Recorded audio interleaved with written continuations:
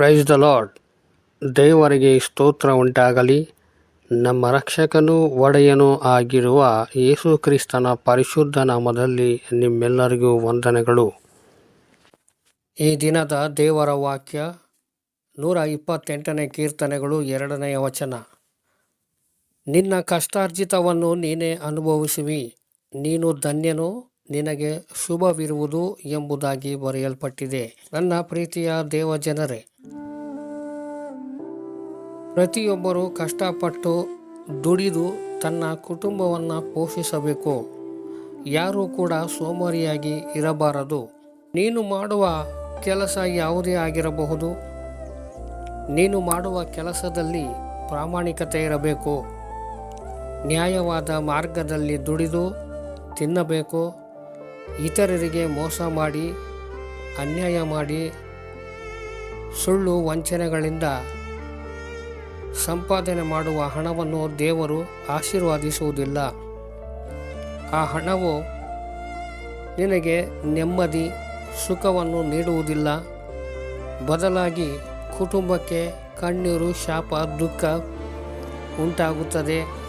ಇದರ ಪರಿಣಾಮವಾಗಿ ರೋಗ ರುಜಿನಗಳು, ವಿವಾದ, ತರ್ಕಗಳು ಉಂಟಾಗಿ ಆ ಹಣವನ್ನು ಆಸ್ಪತ್ರೆ, ವೈದ್ಯರಿಗೆ, ಕೋರ್ಟು ಕಟ್ಲೆಗಳಿಗೆ ಖರ್ಚು ಮಾಡಬೇಕಾಗುತ್ತದೆ.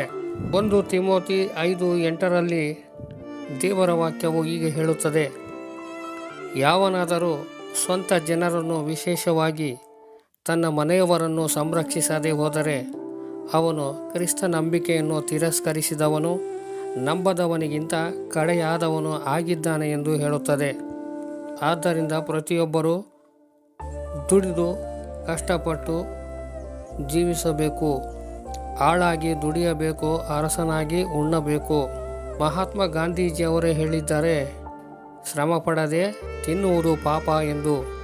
ಕೆಲವರು ಮನೆಯಲ್ಲಿ ಊಟ ಮಾಡಿಕೊಂಡು ಕೆಲವರು ಕೆಲಸ ಮಾಡದೆ ಇರುವಂತಹ ಸ್ನೇಹಿತರೊಂದಿಗೆ ಜೊತೆಗೂಡಿ ಒಂದು ಸ್ಥಳದಲ್ಲಿ ಸೇರಿಕೊಂಡು ಕೆಲಸಕ್ಕೆ ಬಾರದ ಮಾತುಗಳನ್ನು ಆಡುತ್ತಾ ಹರಟೆ ಹೊಡೆದುಕೊಂಡು ಸಮಯವನ್ನು ಕಳೆಯುತ್ತಿದ್ದಾರೆ.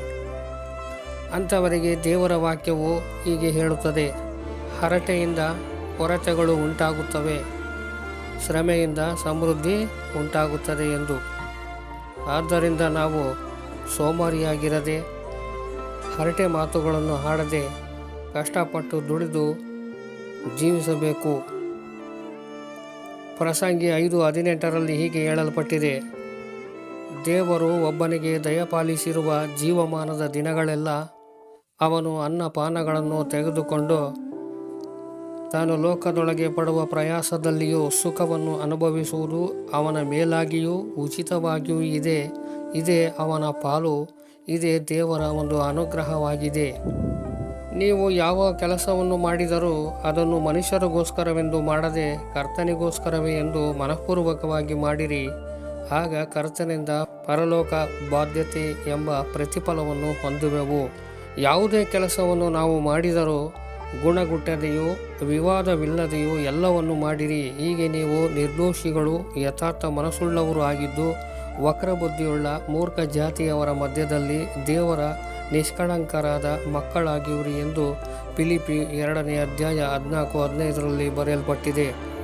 ಒಳ್ಳೆಯದನ್ನು ಮಾಡುವುದರಲ್ಲಿ ಬೇಸರಗೊಳ್ಳದೆ ಇರೋಣ, ಯಾಕಂದರೆ ಮನಗುಂದದಿದ್ದರೆ ತಕ್ಕ ಸಮಯದಲ್ಲಿ ಬೆಳೆಯನ್ನು ಕೊಯ್ಯುವೆವು. ನಿನ್ನ ಕಾರ್ಯಭಾರವನ್ನು ಯೆಹೋವನಿಗೆ ವಹಿಸಿದರೆ ನಿನ್ನ ಉದ್ದೇಶಗಳು ಸಫಲವಾಗುವವು ಎಂದು ವಾಕ್ಯವು ಹೇಳುತ್ತದೆ. ಸೋಮಾರಿಯ ಆಶೆಯು ಅವನನ್ನು ಕೊಲ್ಲುವುದು, ಅವನ ಕೈಗಳು ದುಡಿಯುವುದಿಲ್ಲವೆಂದು ಜ್ಞಾನೋಕ್ತಿಗಳು 21:25 ಓದುತ್ತೇವೆ.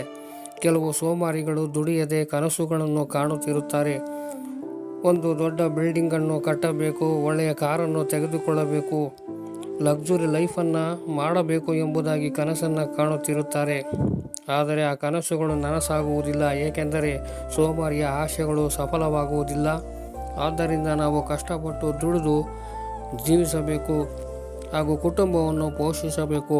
ಪಾಪಿಯು 100 ಸಲ ಅಧರ್ಮ ಮಾಡಿ ಬಹುಕಾಲ ಬದುಕಿದರೂ ದೇವರ ಮುಂದೆ ಹೆದರಿ ಆತನಲ್ಲಿ ಭಯಭಕ್ತಿಯುಳ್ಳವರಿಗೆ ಮೇಲೆ ಆಗುವುದು ಎಂದು ಪ್ರಸಂಗಿ 8:12 ಬರೆಯಲ್ಪಟ್ಟಿದೆ. ದುಷ್ಟರಿಗೆ ಮೇಲಾಗುವುದಿಲ್ಲ, ನೆರಳಿನಂತಿರುವ ಅವರ ದಿವಸಗಳು ಹೆಚ್ಚುವುದಿಲ್ಲ. ಆದ್ದರಿಂದ ಕಷ್ಟಪಟ್ಟು ಪ್ರಾಮಾಣಿಕವಾಗಿ ಕೆಲಸ ಮಾಡುವುದಾದರೆ ದೇವರು ಆಶೀರ್ವದಿಸುವರು. ನಿನ್ನ ಸಂತಾನ, ವ್ಯವಸಾಯಗಳು, ದನ ಕುರಿಗಳು ಮತ್ತು ಮುಂತಾದ ಪಶುಗಳಿಗೆ ಶುಭ ಉಂಟಾಗುವುದು. ನಿಮ್ಮ ಪುಟ್ಟಿಗಳಿಗೂ ಕೊಣವಿಗೆಗಳಿಗೂ ಶುಭ ಉಂಟಾಗುವುದು. ನೀವು ಕೆಲಸಕ್ಕೆ ಹೋಗುವಾಗಲೂ ಬರುವಾಗಲೂ ಶುಭ ಉಂಟಾಗುವುದು. ನಿಮ್ಮ ಕಣಜಗಳು ಯಾವಾಗಲೂ ತುಂಬಿರುವಂತೆಯೋ, ನಿಮ್ಮ ಪ್ರಯತ್ನಗಳೆಲ್ಲ ಸಫಲವಾಗುವಂತೆಯೋ ನಿಮ್ಮ ದೇವರಾದ ಯೆಹೋವನು ನಿಮಗೆ ಶುಭವನ್ನು ಅನುಗ್ರಹಿಸುವನು. ನಿಮ್ಮ ಎಲ್ಲ ವ್ಯವಸಾಯವನ್ನು ಸಫಲ ಮಾಡುವರು. ನನ್ನ ಪ್ರೀತಿಯ ದೇವಜನರೇ, ನೀವು ಪಡುವ ಪ್ರಯಾಸವು ಎಂದಿಗೂ ನಿಷ್ಫಲವಾಗುವುದಿಲ್ಲ. ನಿಮ್ಮ ಕಷ್ಟಾರ್ಜಿತವನ್ನು ನೀವೇ ಅನುಭವಿಸುವಂತೆ ಮಾಡಿ ದೇವರು ನಿಮ್ಮನ್ನು ಆಶೀರ್ವದಿಸುವರು. ಆದ್ದರಿಂದ ದೇವರು ನಿನ್ನ ದವಸವನ್ನು ನಿನ್ನ ಶತ್ರುಗಳ ಆಹಾರಕ್ಕೆ ಒಪ್ಪಿಸಿಕೊಡುವುದಿಲ್ಲ. ನೀನು ದುಡಿದ ದ್ರಾಕ್ಷಾರಸವನ್ನು ಅನ್ಯರು ಕುಡಿಯುವುದಿಲ್ಲ. ನಿನ್ನ ಬೆಳೆಯನ್ನು ಕೊಯ್ದು ಕುಪ್ಪಿ ಹಾಕಿದವರೇ ಅದನ್ನು ಉಂಡು ತೃಪ್ತರಾಗುವರು ಹಾಗೂ ಯೆಹೋವನನ್ನು ಸ್ತುತಿಸುವರು ಎಂದು ಯೆಶಾಯ 52:8 ಬರೆಯಲ್ಪಟ್ಟಿದೆ. ತಾವು ಮಾಡಿದ ತೋಟಗಳ ಫಲವನ್ನು ತಾವೇ ಅನುಭವಿಸುವರು. ನಿನ್ನ ಕೈ ಕೆಲಸದ ಆದಾಯವನ್ನು ಪೂರಾ ನೀನೇ ಅನುಭವಿಸುವಂತೆ ದೇವರು ಆಶೀರ್ವದಿಸುವರು. ಯಾವುದೇ ರೀತಿಯ ರೋಗಗಳು ಬರದಂತೆ ದೇವರು ನಿಮ್ಮ ಕುಟುಂಬವನ್ನು, ಸಂತಾನವನ್ನು ಆಶೀರ್ವದಿಸುವರು. ನಮ್ಮ ಕಷ್ಟಾರ್ಜಿತವನ್ನು ನಾವೇ ಅನುಭವಿಸುವಂತೆ ಮಾಡಬೇಕಾದರೆ ನಾವು ಪ್ರಾಮಾಣಿಕವಾಗಿ, ನ್ಯಾಯವಾಗಿ ದುಡಿದು ಕಷ್ಟಪಟ್ಟು ಕೆಲಸ ಮಾಡುವುದಾದರೆ ದೇವರು ಆಶೀರ್ವದಿಸುವರು. ಆದ್ದರಿಂದ ಯಾರೂ ಸೋಮಾರಿಗಳಾಗಿ ಇರದೆ ಕಷ್ಟಪಟ್ಟು ಸಂಪಾದಿಸಿ ಕುಟುಂಬವನ್ನು ಪೋಷಿಸೋಣ ಹಾಗೂ ನಮ್ಮ ಕಷ್ಟಾರ್ಜಿತವನ್ನು ನಾವೇ ಅನುಭವಿಸಲಿಕ್ಕೆ ದೇವರು ಸಹಾಯ ಮಾಡುವರು, ಆಶೀರ್ವದಿಸುವರು. ಆಮೇನ್.